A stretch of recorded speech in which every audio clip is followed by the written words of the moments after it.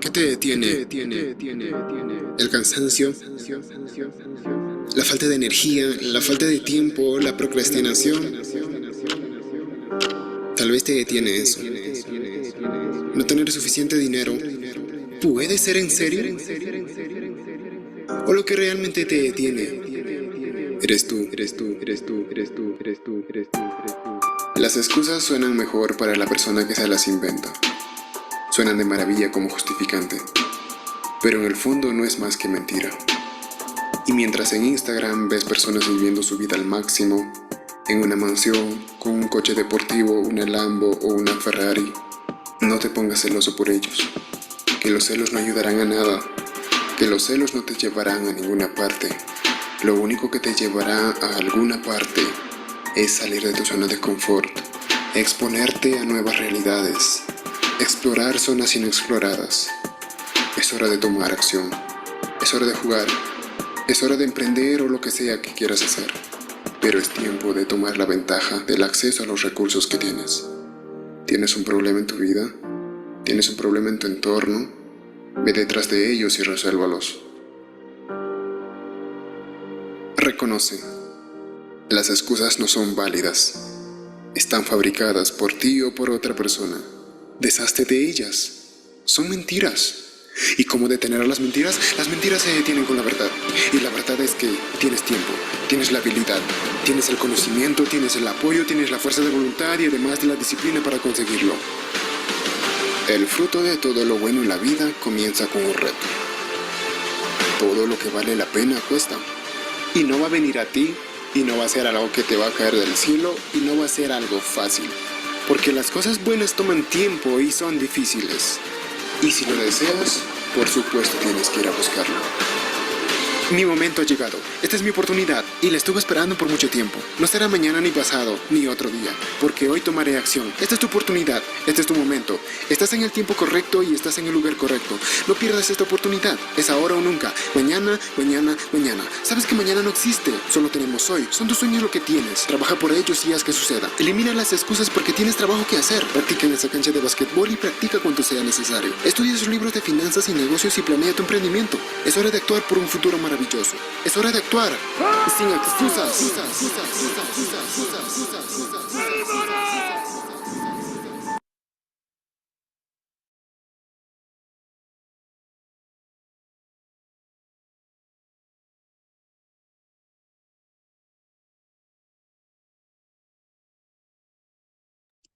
Un saludo cordial a todas y cada una de las personas que se encuentran dentro de la presente reunión.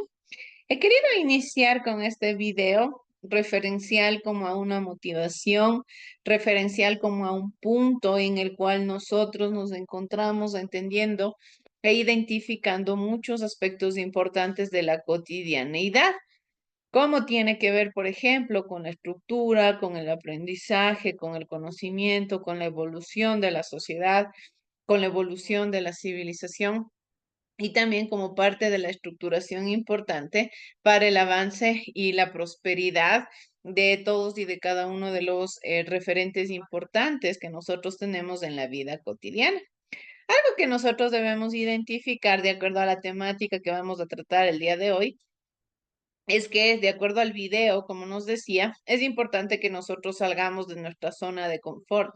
Es importante que nosotros analicemos y a su vez identifiquemos cosas de las cuales no estamos acostumbrados a analizar, que seamos seres y entes importantes dentro de la sociedad, que seamos personas críticas, personas constructivas, personas que no solamente acepten lo que el resto de personas les dicen, sino que caso contrario, seamos personas que se adapten a los cambios, pero que sobre todo sepan analizar cada uno de estos cambios, el por qué suceden.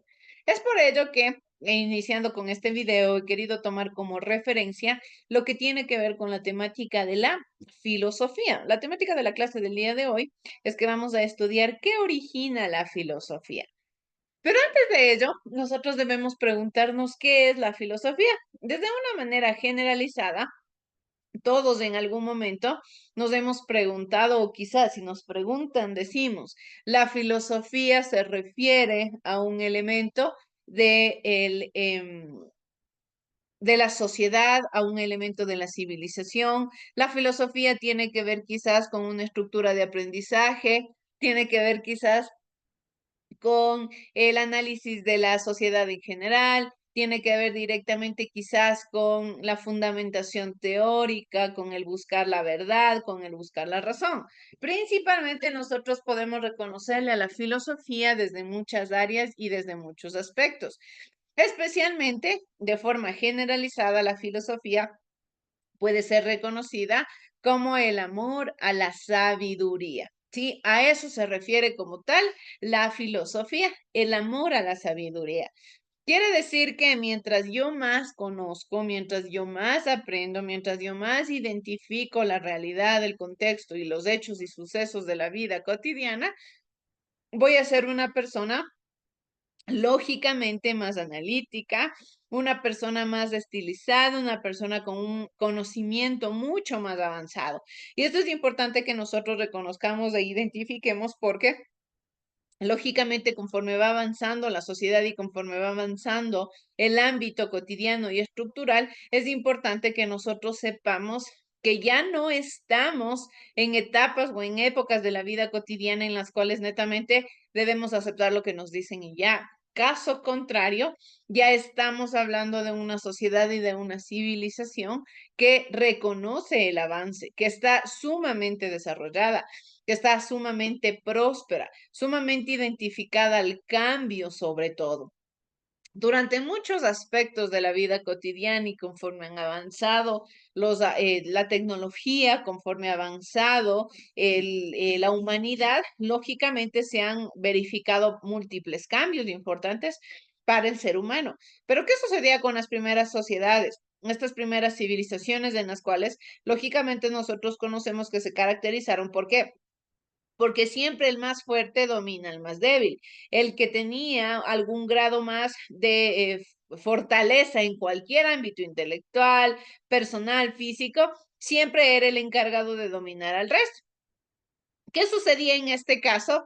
Principalmente que en muchas de las ocasiones las personas eran esclavizadas, pero mediante la forma de pensamiento. ¿Qué sucedió en la época de la colonización? Nosotros pudimos ver que cuando llegan los colonizadores del territorio americano, impusieron la religión que ellos promulgaban, la religión católica. Empezaron a evangelizar. ¿Qué sucedía ahí? Principalmente esta evangelización provocaba que las personas tengan que aceptar una nueva tradición, una nueva cultura, una nueva estructuración cultural que prácticamente era totalmente diferente a la que ellos estaban acostumbrados, en las cuales que se les decía que Dios era un juzgador, que si no respetaban se iban a ir al infierno y muchas falacias en las cuales estaban acostumbrados a desenvolverse dentro de esta época. Pero muchos de estos argumentos no eran verdad. Muchas de estas ideologías simplemente eran cosas creadas con la finalidad de mantener tranquilos a los aborígenes en este caso. ¿Qué sucedía principalmente en todas estas estructuras que lógicamente, como los indígenas no conocían la religión, tenían que aceptar, y si los que conocían les decían tal o cual situación, ellos decían, bueno, debe ser verdad, porque ellos son los que conocen. Entonces, desde esta manera empezaron a ser bastante esclavizados desde una perspectiva un poco más religiosa. Pero ¿qué sucedió conforme se fue evolucionando la sociedad y la civilización? Aparecen ya muchas formas de pensamiento, como lo que es el humanismo, lo que es la ilustración, en las cuales nos dice el ser humano es importante, el ser humano es consciente, el ser humano es racional, el ser humano tiene que adaptarse a los cambios y no todo lo que le dicen tiene que aceptarlo como tal. Estas formas de pensamiento y estas ideologías vienen siendo parte de lo que nosotros conocemos como ideales filosóficos. La filosofía llega con la finalidad de sacarle de la ignorancia al hombre, de que no acepte al 100% todo lo que le dicen, de que no porque si la sociedad, la religión, los políticos le dicen algo, tiene que ser la única verdad. Caso contrario, tiene que buscar él mismo su propia verdad, acercarse lo más posible a la verdad. Ser una persona consciente y sobre todo coherente con sus actos, coherente con su forma de hablar, coherente con sus pensamientos. Quiere decir que prácticamente lo que nosotros hacemos de una o de otra manera es acercarnos más al conocimiento. Quizás no al 100% de la inteligencia, porque nosotros no podemos ser 100% inteligentes todo el tiempo, pero generalmente sí acercarnos más a la forma de conocimiento, acercarnos más a una realidad más verdadera, más certera, y esto es importantísimo, especialmente dentro de nuestra realidad. Estamos acostumbrados únicamente a veces a aceptar lo que nos dicen desde una forma generalizada, pero no nos preguntamos el porqué de las cosas. Dentro de la filosofía es muy importante que nosotros nos preguntemos por qué. ¿Sí? Esta es una palabra fundamental. ¿Para qué? Para salir de la ignorancia, para conocer más. ¿Sí? Y en este caso, la filosofía principalmente surge y nace con esta perspectiva. Nace con la idea de decirle al ser humano, no aceptes todo lo que te dicen. Tú eres consciente, tú eres racional, puedes pensar por ti mismo y puedes entender la realidad desde tu perspectiva. Algo que nosotros también debemos reconocer es que la verdad no es absoluta. La verdad es relativa a las personas. Mi verdad puede tranquilamente no ser la verdad de otra persona. Quizás mi verdad es que Dios existe, pero para otra persona su verdad es que Dios no existe. Ninguno de los dos debe por qué juzgar la verdad del otro, pero yo tendré mis argumentos y la otra persona tendrá sus argumentos. ¿Qué es lo que tengo que hacer? Lógicamente, acercarme lo más posible a la conciencia lógica, lo más posible a ser una persona crítica y racional. En este caso, por eso aparece la filosofía con la finalidad de impulsarle al ser humano a que piense, a que razone y sobre todo a que ame la sabiduría, porque es el consciente principal. Para ir comenzando de forma generalizada, lo que nosotros debemos entender es que lógicamente todo esto parte desde una originalidad, todo tiene su origen, ¿sí? Entonces, por ello, quiero que veamos la primera partecita de este video que nos habla sobre lo que es la filosofía y qué conexión tiene con la ciencia. Vamos a ver la primera partecita. Esta pregunta fue formulada por Adrián Ruiz y decidida por todos nuestros amigos que nos apoyan en Patreon. ¿Qué es la filosofía y qué tiene que ver con la ciencia? Los primates somos de los animales más curiosos que existen, pero al parecer, los humanos somos los únicos que nos hacemos preguntas como ¿cómo funciona el universo? ¿Por qué existen las cosas? ¿Cuál es el sentido de la vida? ¿Qué es lo más importante? ¿Qué es el bien y qué es el mal? Las primeras respuestas que la humanidad le dio a esas preguntas fueron los mitos, épicas historias sobre dioses y seres sobrenaturales que dieron origen al mundo, pusieron orden en el cosmos y dictaron normas de convivencia. Se trata de historias magníficas y poderosas que hasta la fecha nos comunican verdades profundas, y durante milenios estas explicaciones míticas parecían bastar. Pero algo interesante empezó a suceder en esta región del mar Mediterráneo en el siglo VII antes de nuestra era. Se trataba de una región donde convivían muchas culturas y religiones. Las personas se daban cuenta de que sus mitos no eran los únicos, que cada grupo tenía los suyos. Quizá esto propició que algunos cuestionaran sus creencias, y el hecho de que hubiera tolerancia religiosa también ayudó. No había un dirigente que obligara a todos a creer lo mismo. Por esa época también hubo un auge en la creación de mapas. Los viajeros comenzaron a explorar y registrar el mundo y vieron que no era tan parecido a lo que decían las leyendas. Por último, la riqueza de la economía propició que hubiera ciudadanos con bastante tiempo libre como para dedicarse a pensar.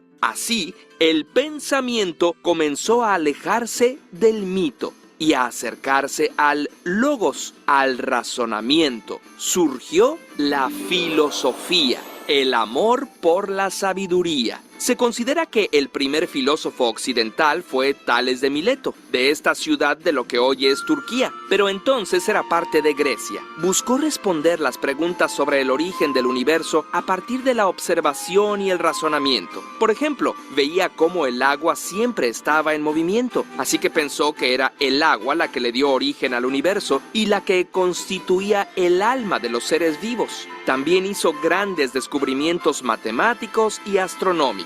En Grecia surgieron muchos filósofos y filósofas, y también los había en toda Europa, y también en la India, China e incluso en la América prehispánica. La filosofía se encargó de pensar explicaciones para el movimiento de los astros, el funcionamiento de la naturaleza y los números. Las piedras caen porque las atrae la tierra, que es de naturaleza semejante, y es lógico que las piedras más pesadas caen más rápido que las piedras más ligeras. Pero los filósofos también reflexionaban sobre la esencia de la realidad, sobre el bien y el mal, y sobre la mejor manera de vivir. No había división del conocimiento.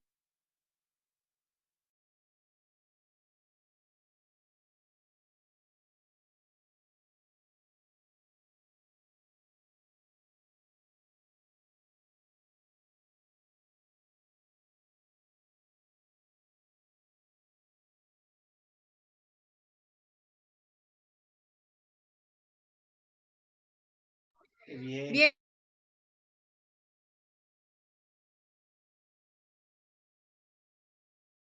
bien, entonces, de acuerdo a ello, lo que nosotros podemos identificar es que la mayoría de estos personajes a los que reconocemos como filósofos se han caracterizado por preguntarse varias cosas en su vida cotidiana, por tener como tal una curiosidad extrema, por tener como tal un acercamiento a las preguntas directas de su contexto y de su entorno. A veces hay cosas que suceden a nuestro alrededor y que quizás nosotros ni entendemos el por qué pasan, pero nunca nos preguntamos la situación del por qué, ¿sí?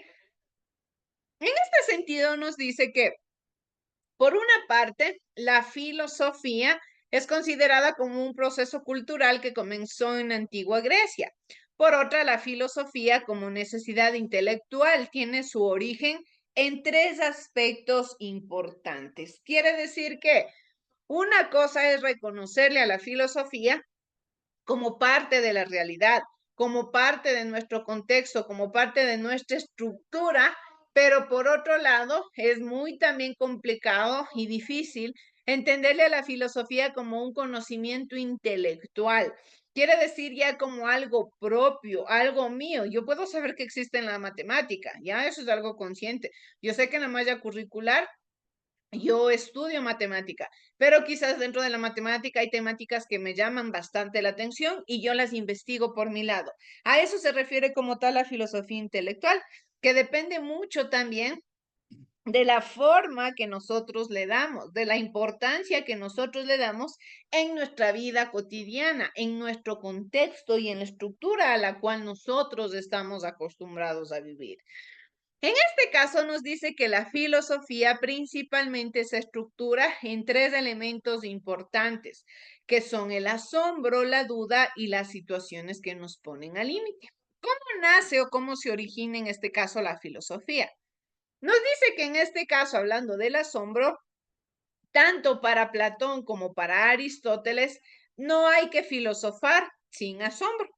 El primero pone en boca de Sócrates que la admiración es lo propio del filósofo y la filosofía comienza primeramente con la admiración, mientras el segundo escribió que la admiración impulsó a los primeros pensadores a especulaciones filosóficas.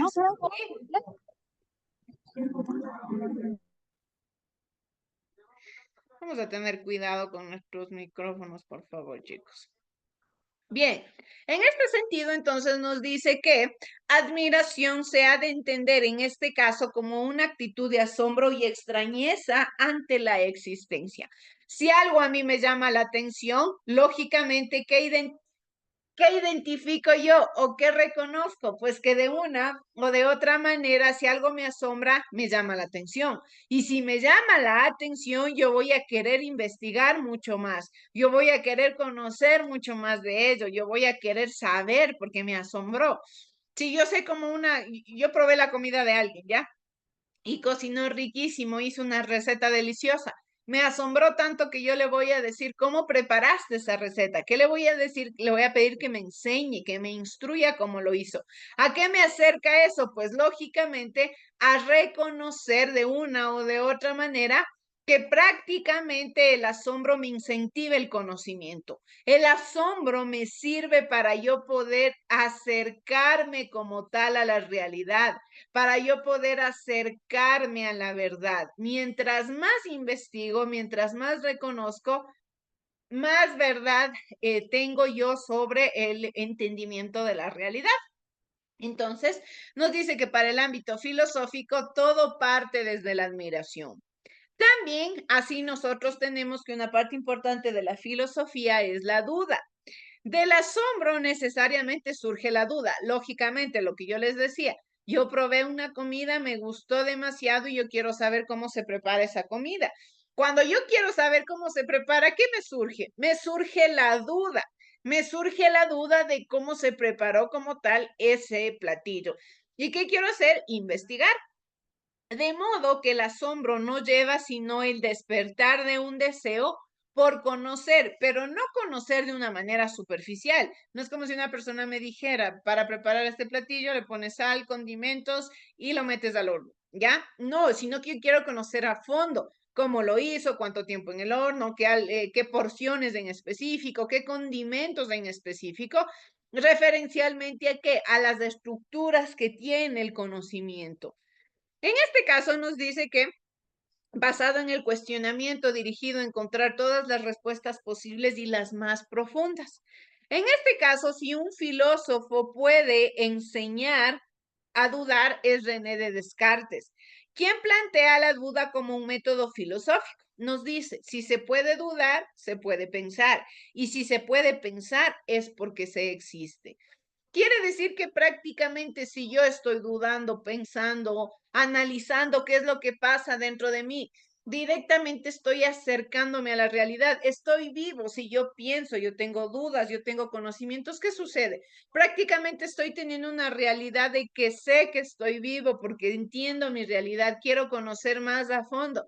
Quiero conocer más mi contexto, quiero conocer más mi entorno, más mi espacio en específico.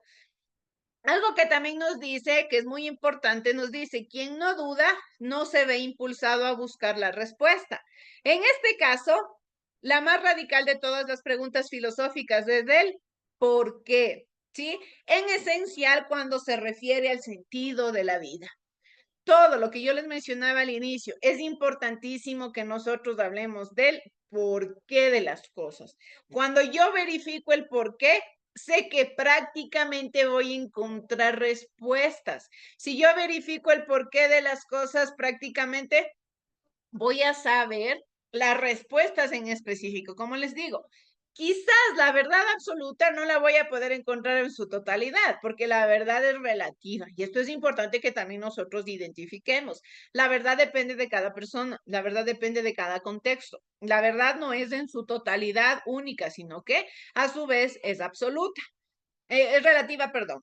También otro punto importante que nos ayuda dentro del ámbito de la filosofía a filosofar prácticamente, es aquellas situaciones que nos ponen al límite.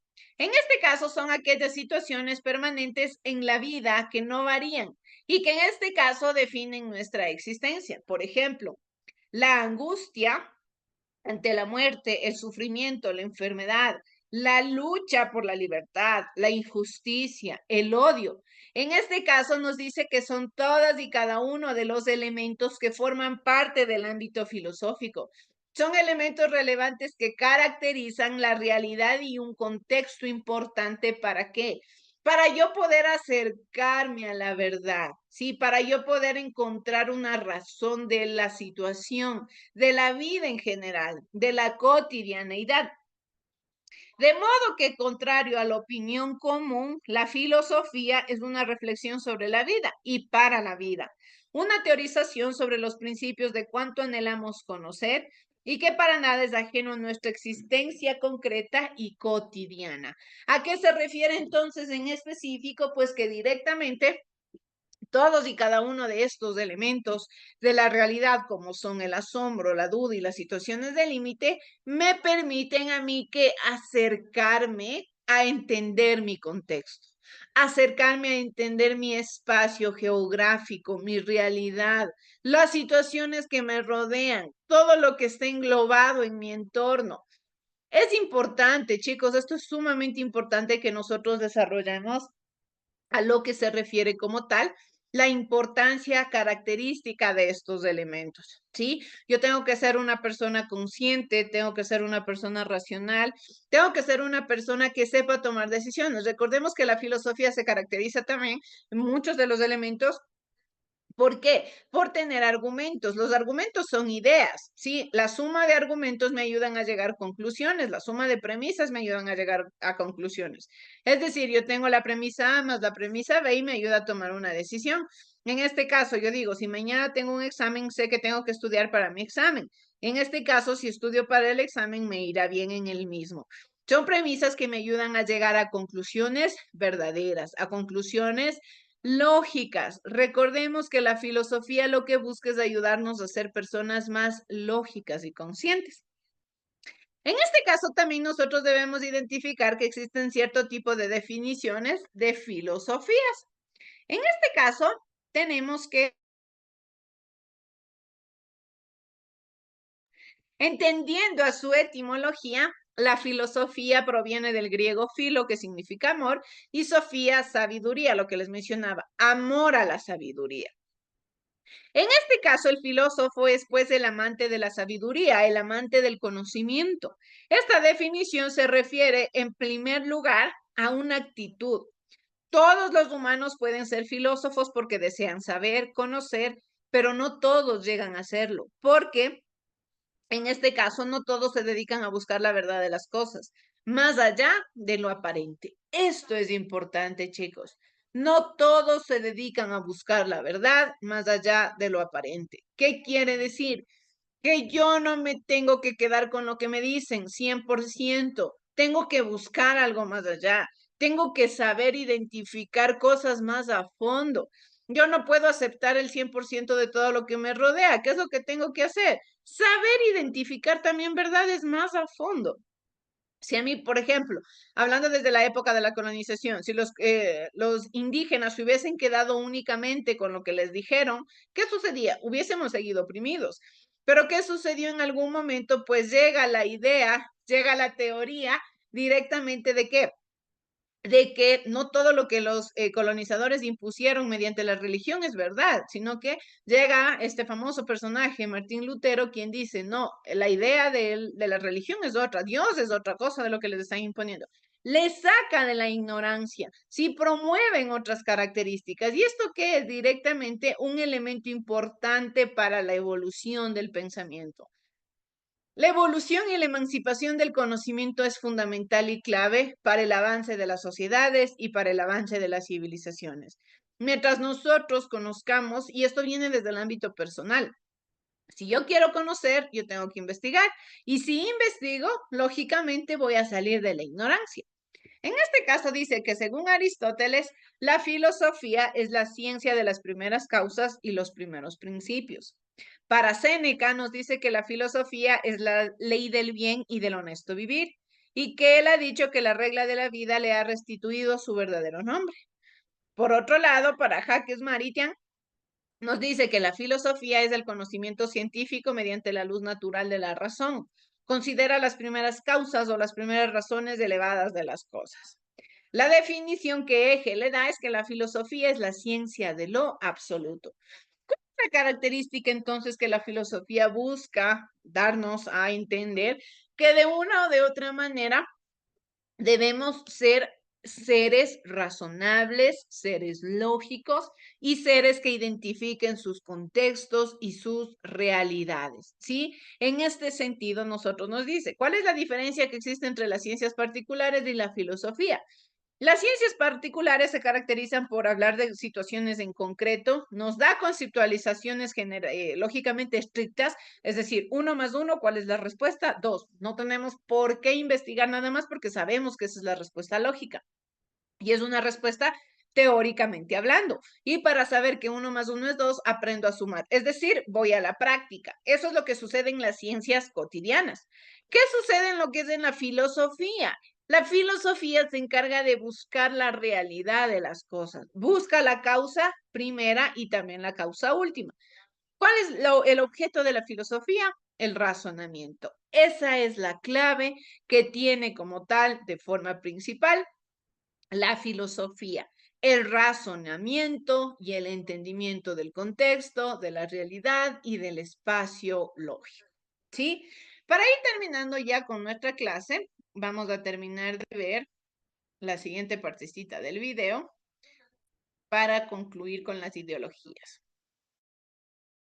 Conocimiento. Los filósofos pensaban acerca de todo, y esa es la primera relación entre filosofía y ciencia. Se podría decir que la filosofía es la mamá de todas las ciencias. Alrededor del siglo XIII surgieron los protocientíficos, filósofos como Roger Bacon, que se dieron cuenta de que el razonamiento no es suficiente para explicar el mundo. Es necesario contrastar la razón con la experiencia, ver si lo que pensamos concuerda con lo que podemos ver, tocar, medir y pesar.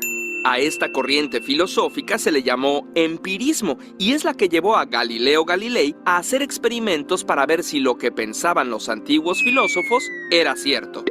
¡Aristóteles estaba equivocado! Durante mucho tiempo, a quienes hacían experimentos, tomaban medidas, reflexionaban y elaboraban teorías, no se les llamó científicos, sino filósofos naturales. Incluso Newton en el siglo XVIII era considerado un filósofo natural. Fue hasta el siglo XIX que se empezó a hablar de científicos. Pero no creas que la ciencia reemplazó a la filosofía. Hasta la actualidad, la labor de los filósofos sigue siendo cuestionarlo todo. La ciencia hace preguntas que se responden con información, preguntas de respuesta cerrada como ¿cuántas estrellas hay en la galaxia? ¿Cómo evolucionan las especies? ¿Cuál es la causa de la calvicie? Por su parte, la filosofía se hace preguntas abiertas que admiten más de una respuesta siempre que estén basadas en el razonamiento, como ¿la libertad existe o es una ilusión? ¿Qué significa ser feliz? ¿Qué se necesita para ser humano? ¿Qué es la justicia? ¿Es posible lograrla? ¿Tiene un propósito el universo, la humanidad, tu propia existencia? Muchos filósofos han creado sistemas de pensamiento buscando dar respuesta a estas preguntas. La filosofía es el estudio racional de las cuestiones fundamentales como la existencia, la justicia, la belleza y el conocimiento mismo. Sobre el conocimiento se pregunta cuestiones como ¿es posible llegar a conclusiones generales a partir de observaciones particulares? ¿Cómo distinguimos la verdad de la falsedad? ¿La realidad tiene existencia independiente de quien la observa? Y esta es la segunda relación entre filosofía y ciencia. Hay una rama de la filosofía especializada en reflexionar sobre la ciencia. Uno de los principales exponentes de la filosofía de la ciencia fue Karl Popper, quien argumentó que es posible probar que una teoría empírica es falsa, pero es imposible probar que es verdadera. Este pensamiento llamado falsacionismo es hasta la fecha el paradigma imperante en la ciencia, al grado de que se considera que cualquier afirmación que no sea falsable no es científica. Curiosamente. Bien, chicos, entonces con ello llegamos a la finalización de nuestra clase del día de hoy. Les agradezco por haberse conectado a la presente clase. Que tengan todos una excelente noche. Muchas gracias.